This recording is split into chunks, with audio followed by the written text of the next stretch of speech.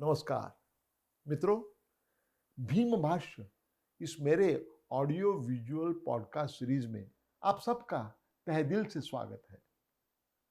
भीम भाष्य इस दृक्श्राव्य श्रृंखला में महामानव डॉक्टर बाबा साहेब अम्बेडकर जी की जो बहुआयामी प्रतिभा थी, उस प्रतिभा के उसके 25 पहलू, 25 आविष्कार मैं आपके सामने पेश करने जा रहा हूं। और इस माध्यम से डॉक्टर बाबा साहेब अम्बेडकर जी के विचार, उनका कार्य, उनकी फलसफी और सबसे महत्वपूर्ण बात यह है कि उन्होंने हमारे देश के लिए जो सपना देखा था वो मैं आपके सामने सादर करने जा रहा हूं। तो मित्रों, चलिए आगे बढ़ते हैं।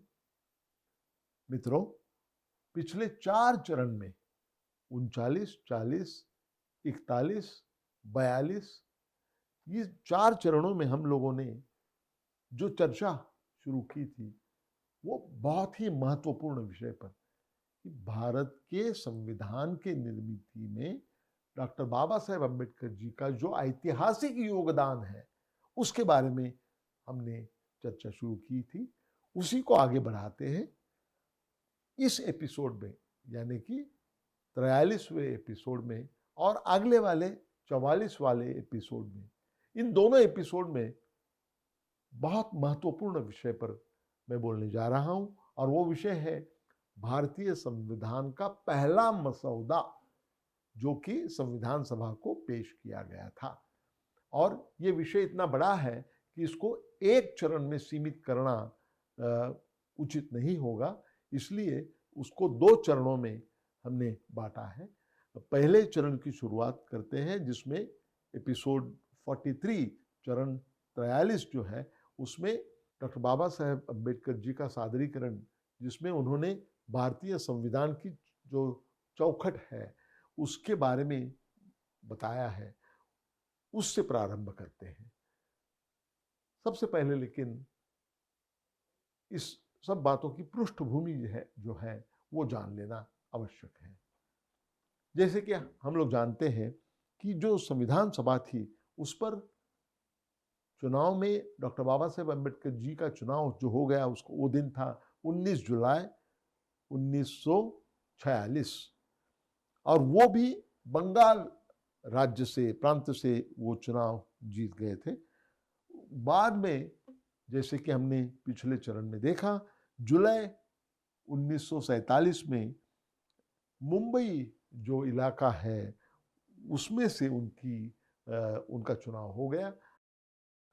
और जब भारत देश स्वतंत्र हो गया 15 अगस्त 1947, तब उन्हें भारत के पहले विधि मंत्री के रूप में उन्हें जिम्मेदारी उन पर सौंपी गई।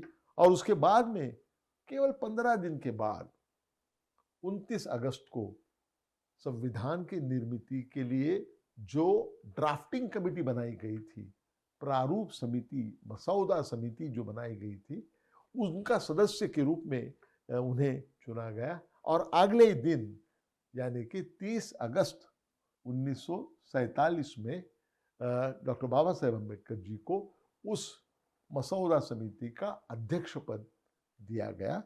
और ये बहुत ही महत्वपूर्ण घटना थी। उसके 14 महीने बाद ये जो संविधान का पहला प्रारूप जो बन गया था उसका पेशीकरण, उनका सादरीकरण संविधान सभा के सामने स्वयं डॉक्टर बाबा साहेब अम्बेडकर जी ने किया। वो दिन था 4 नवंबर 1948। इस दिन को ये संपन्न हुआ। और वो जो सादरीकरण था उसके कुछ पहलू उन्हीं के शब्दों में, डॉक्टर बाबा साहेब अम्बेडकर जी के शब्दों में मैं आपके सामने रखना चाहता हूं। डॉक्टर बाबा साहेब अम्बेडकर कहते हैं कि मसौदा समिति ने ये जो संविधान का ड्राफ्ट बनाया है, मसौदा बनाया है, ये एक असाधारण डॉक्यूमेंट है। इसमें 315 अनुच्छेद है और 8 परिशिष्ट है। किसी और देश के तुलना में ये जो मसौदा संविधान है इसकी लंबाई बहुत ज़्यादा है। ये बहुत विस्तृत संविधान है, मसौदा है। फिर आगे चलकर डॉक्टर बाबा साहेब अम्बेडकर कहते हैं कि संविधान का ये जो मसौदा तैयार हो गया था, तैयार होने के बाद 8 महीने वो लोगों के सामने रखा हुआ था, और इस प्रदीर्घ काल में जो मित्र है, जो समीक्षक है, जो विरोधक है, सबको इसके प्रावधान जो है उसका अभ्यास करके उस पर प्रतिक्रिया, अपनी अपनी समीक्षा पेश करने के लिए, व्यक्त करने के लिए ये 8 महीने का वक्त निश्चित रूप से काफी था। डॉक्टर अंबेडकर जी कहते हैं कि इस मसौदे पर संविधान सभा चर्चा करने के पहले इसकी जो प्रमुख वैशिष्ट्य है, विशेषताएं हैं, उसकी तरफ मैं आप सबका ध्यान आकर्षित करना चाहता हूं।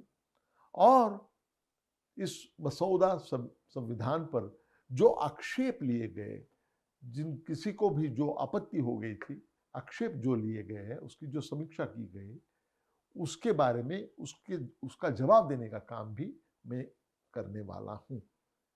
ये कह के डॉक्टर बाबा साहेब अम्बेडकर मुख्य विषय पर आते हैं। वो कहते हैं, संविधान के विषय का कोई भी विद्यार्थी जब कोई संविधान उसके हाथ में आता है तो पहले 2 प्रश्न अवश्य पूछेगा। पहला प्रश्न ये है कि यह संविधान में शासन का कौन सा रूप इस पर अनुचित है, अभिप्रेत है। दूसरा प्रश्न ये रहेगा कि यह संविधान का स्वरूप क्या होगा। ये दोनों सवालों में से पहला सवाल जो है वो पहले मैं उसकी चर्चा करूंगा। वो कहते हैं, डॉक्टर बाबा साहेब अम्बेडकर कहते हैं कि संविधान का ये जो मसौदा है, इसमें भारत के संघराज्य के सर्वोच्च पद के लिए कार्यकारी अधिकारी का प्रावधान है, जिसे राष्ट्रपति कहा जाएगा। ये कार्यकारी अधिकारी का, सर्वोच्च कार्यकारी अधिकारी का, जिसे राष्ट्रपति कहा जाएगा, ये हमें याद दिलाता है अमेरिकन राष्ट्राध्यक्ष की। लेकिन दोनों के नाम में जो साधर्म्य है, उसके सिवा ये दोनों में कोई बात, कोई भी साम्य नहीं है। अमेरिका में जो शासन पद्धति है उसे अध्यक्षीय शासन पद्धति कहते हैं, और संविधान के मसौदे में जो शासन पद्धति है उसे संसदीय प्रणाली पर आधारित शासन पद्धति कहा जा सकता है। ये दोनों में मूलगामी फर्क है। अमेरिकन जो अध्यक्षीय प्रणाली है उसमें अध्यक्ष, ये तो कार्यकारी मंडल का प्रमुख होता है, पूरा प्रशासन उसके स्वाधीन होता है, और जहां तक हमारे संविधान मसौदे का सवाल है, राष्ट्रपति का स्थान वैसे नहीं होता है। राष्ट्रपति का स्थान ये इंग्लैंड के संविधान में जो राजा का स्थान है उसके जैसे है। हमारे राष्ट्रपति देश के प्रमुख होते हैं, लेकिन कार्यकारी मंडल के प्रमुख नहीं होते हैं। हमारे राष्ट्रपति राष्ट्र का प्रतिनिधित्व करते हैं, लेकिन राष्ट्र का प्रशासन नहीं करते हैं। वो राष्ट्र का प्रतीक है, और राष्ट्र के सारे निर्णय उसी के सिक्के के अनुसार घोषित किए जाते हैं। अमेरिका का जो संविधान है उसमें अध्यक्ष के जो अधिकार है, उनके अधिकार में विविध जो विभाग प्रभाग है उसके सचिव कार्यरत रहते हैं। उसी तरह से भारतीय संघराज्य के राष्ट्रपति का जो अधिकार होता है उसके अंतर्गत सारे प्रशासकीय जो विभाग प्रभाग है उनके मंत्री, सचिव नहीं मंत्री कार्यरत रहेंगे। फिर यहां दोनों में मूलभूत फर्क आता है। अमेरिका में अगर कोई सचिव राष्ट्राध्यक्ष को कोई नसीहत देता है, कोई सलाह मशविरा करता है, तो उसको मानने का बंधन अमेरिकन राष्ट्राध्यक्ष पर नहीं है। हमारे संघ राज्य में दूसरी ओर राष्ट्रपति को चाहिए कि मंत्रीगण जो भी सलाह मशविरा करेंगे, जो भी नसीहत देंगे, उसके ऊपर वो बंधनकारक, राष्ट्रपति के ऊपर साधारण रूप से वो बंधनकारक होता है। उस मशविरे के विरोध में और उस मशविरे बगैर राष्ट्रपति कुछ भी कर नहीं सकता है। अमेरिका के जो राष्ट्राध्यक्ष है वो किसी भी सचिव को कभी भी पदमुक्त कर सकते हैं। भारतीय संघ राज्य के जो राष्ट्रपति है उनके लिए जब तक संसद में मंत्रीगण को पूरी तरह से बहुमत है तब तक उसे खारिज करने का कोई भी अधिकार हमारे संघ राज्य के राष्ट्रपति को नहीं है। अमेरिका में जो अध्यक्षीय शासन पद्धति है वह कार्यकारी मंडल और कायदा मंडल ये दोनों के विभाजन पर आधारित है। इसलिए अध्यक्ष और उसके सचिव ये उनका जो पार्लियामेंट है जिसे कांग्रेस कहते हैं उस कांग्रेस के सदस्य नहीं होते हैं। मसौदा संविधान में इस तत्व प्रणाली को मान्यता नहीं दी गई है। भारतीय संघ राज्य के जो मंत्री होंगे वो संसद के सभासद होंगे और जो केवल संसद के सभासद ही, केवल संसद के सदस्य ही मंत्री हो सकते हैं और संसद के अन्य सदस्यों के जैसे मंत्रीगण को भी अधिकार होता है।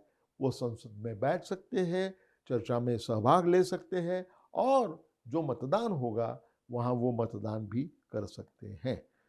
दोनों शासन पद्धति जो है वो लोकतंत्र प्रधान है और दोनों में से किसी एक को चुनना यह आसान काम नहीं है। जो लोकतंत्र सत्तात्मक कार्यकारी मंडल होता है उसको दो बात की पूर्तता करना निहायत ही जरूरी होता है। एक तो कार्यकारी मंडल स्थिर होना चाहिए, दूसरी बात यह है कि कार्यकारी मंडल ये उत्तरदायी होना चाहिए, जिम्मेदार होना चाहिए। दुर्दैव इस बात का है कि आज तक किसी देश में ऐसी पद्धति निर्माण नहीं हो गई है जो ये दोनों को समान रूप से न्याय देने वाली पद्धति अब तक नहीं बनाई गई है। या तो आपको अधिक स्थैर्य और कम जिम्मेदारी वाली पद्धति मिल सकती है या तो अधिक जिम्मेदारी और कम स्थैर्य वाली पद्धति मिल सकती है। दोनों भी बातें एक साथ नहीं हो सकती है। अमेरिका में जो शासन पद्धति है उसमें स्थैर्य अधिक है लेकिन जिम्मेदारी कम है। दूसरी ओर ब्रिटिश शासन पद्धति जो है उसमें उत्तरदायित्व अधिक है लेकिन उसमें स्थैर्य कम है और इसका कारण बिल्कुल स्पष्ट है। अमेरिका का जो कार्यकारी मंडल है वो असंसदीय है। इसका मतलब है अपने अस्तित्व के लिए वो कांग्रेस में जो मेजॉरिटी होगी, बहुमत होगा, उस पर निर्भर नहीं होता है। उसके विरोध में इंग्लैंड में जो है वो संसदीय कार्यकारी मंडल है। इसका मतलब है कि उसका अस्तित्व संसद में बहुमत होने पर पूरी तरह से निर्भर होता है। असंसदीय कार्यकारी मंडल जो होता है जैसे कि अमेरिका में है, उस कार्यकारी मंडल को लोक नियुक्त कांग्रेस जो है वो कार्यकारी मंडल को खारिज नहीं कर सकती है। संसदीय प्रणाली में, शासन प्रणाली में लेकिन दूसरी ओर जिस क्षण पर संसद के बहुसंख्य सदस्यों का विश्वास चला जाता है, वो अविश्वास प्रकट करते हैं, तो उस सरकार को इस्तीफा देना जरूरी होता है। उसके सिवा कोई पर्याय नहीं होता। अगर जिम्मेदारी के दृष्टिकोण से आप देखेंगे तो असंसदीय कार्यकारी मंडल ये संसद से संबंधित नहीं होने के नाते विधिमंडल के लिए वो कम जिम्मेदार होते हैं। उसकी दूसरी तरफ संसदीय कार्यकारी मंडल जो होता है, ये संसद के बहुमत पर अधिक निर्भर होने की वजह से वो अधिक जिम्मेदार होता है। कार्यकारी मंडल का विचार करते हुए मसौदा संविधान ने संसदीय पद्धति की सिफारिश करके स्थिरता से ज्यादा महत्व दिया है, प्राधान्य दिया है वो जिम्मेदारी के तत्व को। डॉक्टर बाबा साहेब अम्बेडकर आगे चलकर कहते हैं कि संविधान का प्रकार, इस दूसरे प्रश्न की तरफ मैं अब मुड़ता हूं। वे कहते हैं, और मैं उनको उद्धृत कर रहा हूं, इतिहास में संविधान के दो प्रमुख प्रकार दिखाई पड़ते हैं। एक तो एक संघीय यानी कि यूनिटरी, और दूसरा है संयुक्त संघीय यानी कि फेडरल। जो एक संघीय यानी कि यूनिटरी संविधान होता है, उसकी दो अंगभूत विशेषताएं होती हैं।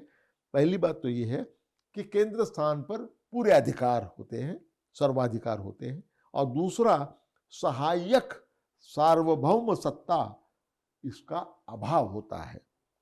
दूसरी तरफ जो संयुक्त संविधान होता है, उसमें केंद्रीय सत्ता के साथ ही सहायक सत्ता का भी अस्तित्व होता है, और उसमें हर एक प्रकार की सत्ता ये उन्हें जो उन पर जो सौंप दिया गया है उस क्षेत्र में सार्वभौम रखना, ये उसकी दूसरी विशेषता है।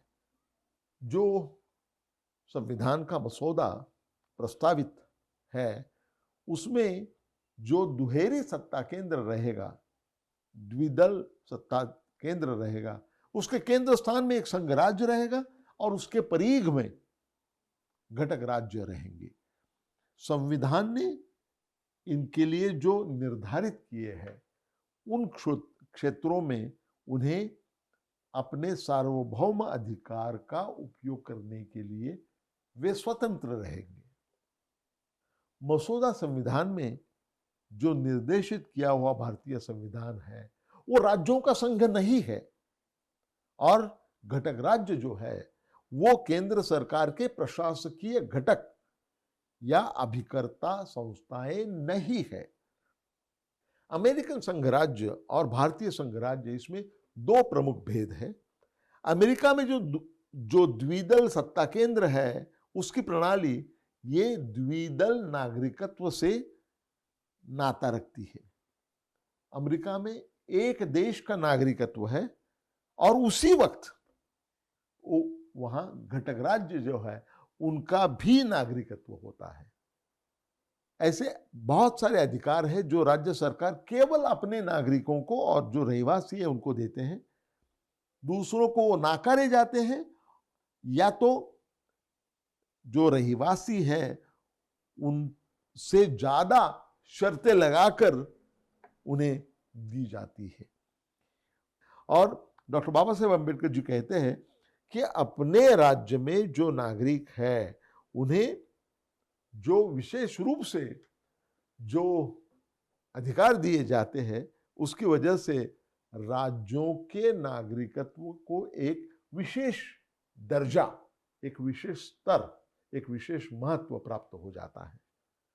आगे चलकर डॉक्टर बाबा साहेब अम्बेडकर कहते हैं कि प्रस्तावित भारतीय संविधान के मसौदे में द्विदल राज्य पद्धति है, लेकिन नागरिकत्व एक ही है। संपूर्ण भारत का केवल एक मात्र नागरिकत्व है और वो भारतीय नागरिकत्व है, राज्य का नागरिकत्व नहीं। किसी भी राज्य का रहवासी होगा तो भी हर एक भारतीय को नागरिकत्व का जो अधिकार है वो समसमान है।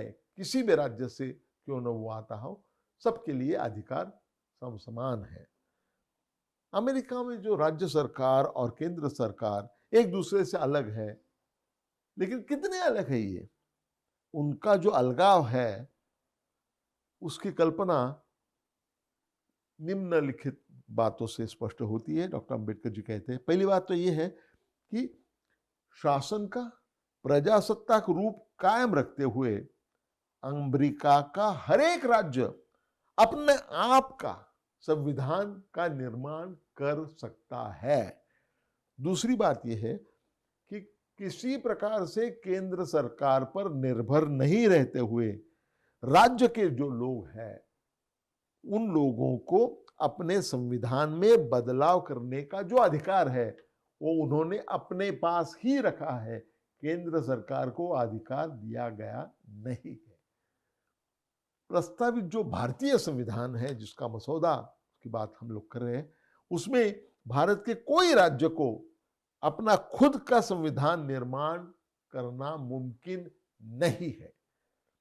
केंद्र सरकार और राज्य सरकार ये सबका संविधान एक ही है और उसमें से किसी को भी बाहर आना मुमकिन नहीं है और उसी चौखट में रहते हुए ही केंद्र सरकार और राज्य सरकार को काम करना होगा।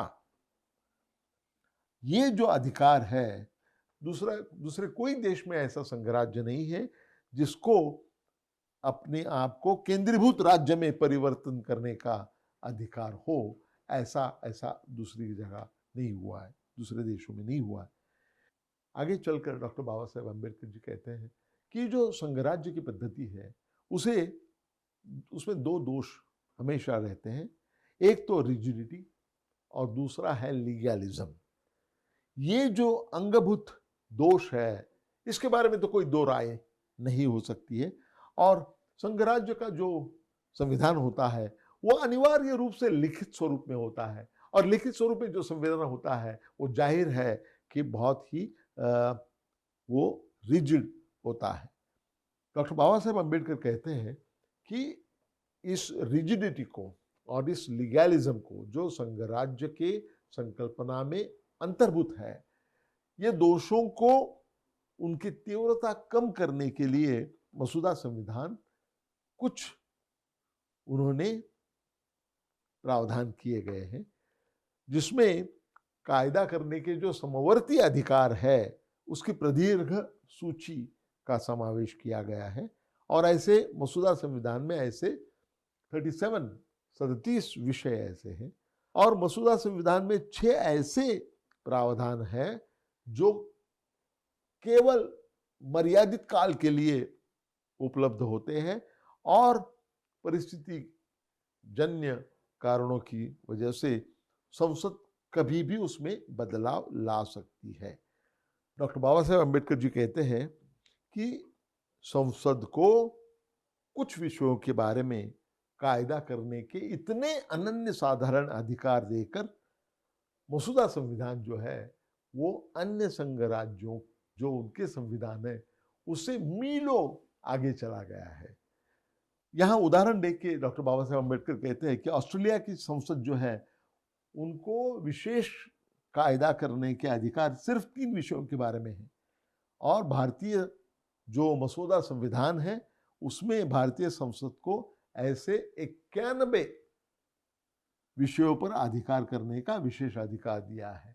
इसी प्रकार जिसको सहज रूप से जो अपने आप में रिजिड होता है उस संघराज्य पद्धति को मसौदा संविधान ने एक जितना हो सके उतना अधिक लचीलापन प्रदान किया है।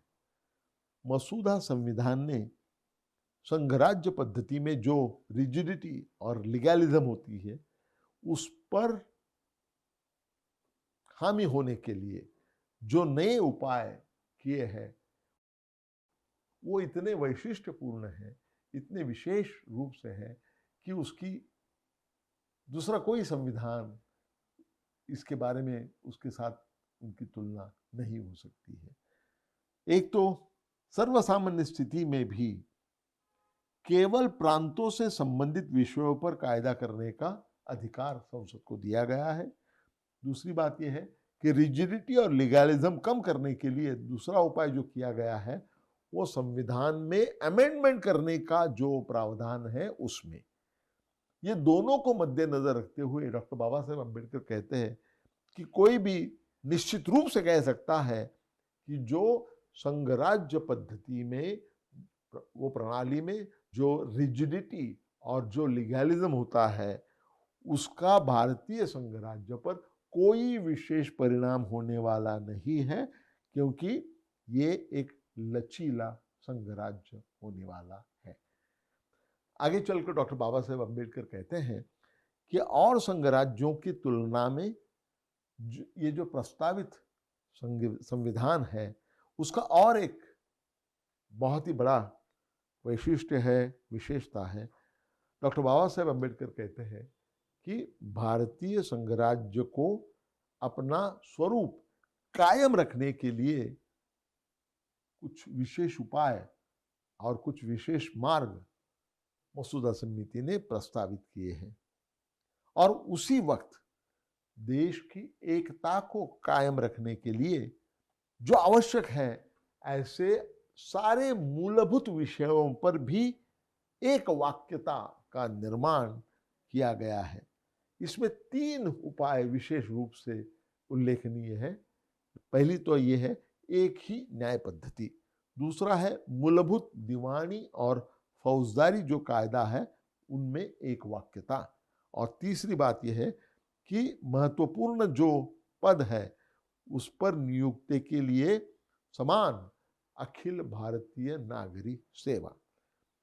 अमेरिका की जहां तक बात आती है, डॉक्टर अंबेडकर जी कहते हैं कि अमेरिका में संघराज्य न्याय व्यवस्था और राज्य की न्याय व्यवस्था एक दूसरे से भिन्न है और स्वतंत्र भी, लेकिन भारतीय संघराज्य में राज्य व्यवस्था द्विदल होने के बावजूद भी जो न्याय संस्था है वो द्विदल नहीं है। उच्च न्यायालय और सर्वोच्च न्यायालय एक ही न्याय यंत्रणा के अभिन्न हिस्से हमारे संविधान में है। संघ राज्य पद्धति में जो अंगभूत द्विदल व्यवस्था है, उसके साथ में ही संघ राज्य में द्विदल नागरिक सेवा भी निर्माण हो जाती है। सब सारे संघ राज्यों में एक केंद्रीय नागरिक सेवा होती है और दूसरी राज्य नागरिक सेवा होती है। भारतीय संघ राज्य में द्विदल व्यवस्था के साथ ही द्विदल नागरिक सेवा होने के बावजूद भी उसमें एक बहुत महत्वपूर्ण अपवाद है। क्या है वो अपवाद? हर एक राज्य को अपने आप की नागरिक सेवा निर्माण करने का पूरी तरह से हक है।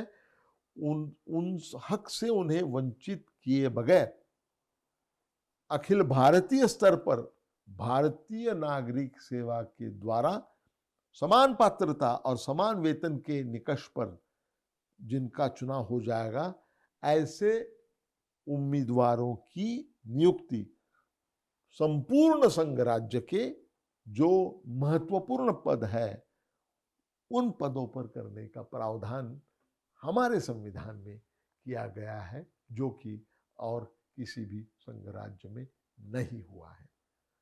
मित्रों, ये विषय इतना बड़ा है, संविधान का पहला मसौदा, इसको एक चरण में उसे पूरी तरह से न्याय देना मुमकिन नहीं है, इसलिए इसको 2 चरण में पेश किया जाने वाला है।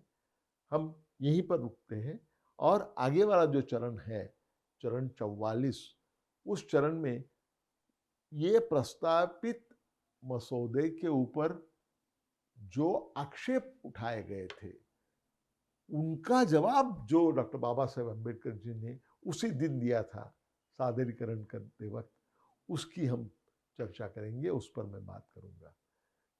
तो मेरी बात को मैं यहीं पर विराम देता हूं और आपसे विदा लेने के पहले आपको बताना चाहता हूं कि अगर ये भीम भाष्य, ये ऑडियो विजुअल पॉडकास्ट सीरीज आपको पसंद आती है तो उसे ज़रूर लाइक कीजिए, उसे शेयर कीजिए, उसे सब्सक्राइब कीजिए।